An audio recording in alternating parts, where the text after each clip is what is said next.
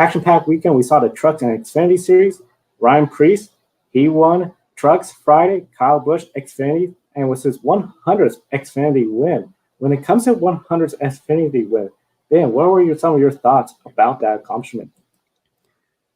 Yeah, well, you might know me from the bushwhacking video I did on the 2007-18 C250 in Milwaukee, and I think people generally speaking know where I stand on the issue of Cup drivers in the lower series. Even saw him in a truck race with Ryan Preece as well, and no disrespect to Ryan, I thought he had a great night and totally deserved the win, but it's something that I've just never really been a fan of, and you can find places where I've said that in the past. I don't need to go into the details of why here.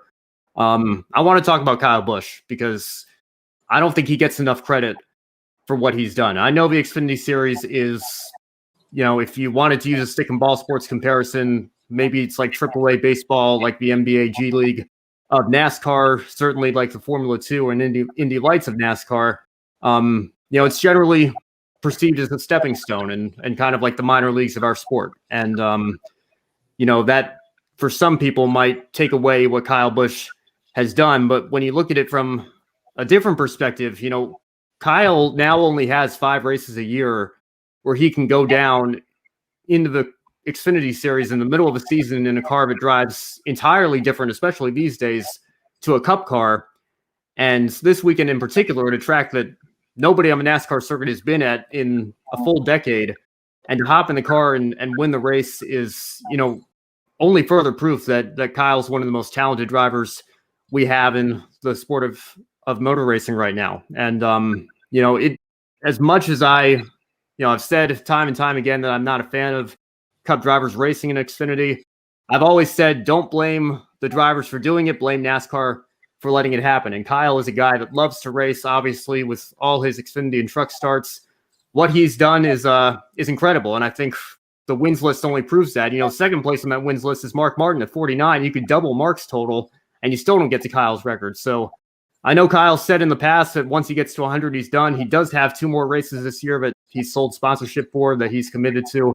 We'll see if he decides to hold true to that or if he decides he's having too much fun and wants to keep doing it. But, for Kyle, I think it is an achievement. And especially if you're a Kyle Busch fan, it is something worth celebrating because particularly with the limits that we've seen imposed on drivers in recent years that only seem to be getting even stricter. It started out as 10 races. Now it's only 5. We're never going to see anything like this again. And this is going to be like Richard Petty's record in the Cup Series, a record that I don't think you're ever going to see broken. Starting with you, Ben, what's your great one shining moment? Yeah, it might surprise a lot of folks given where I stand on the issue.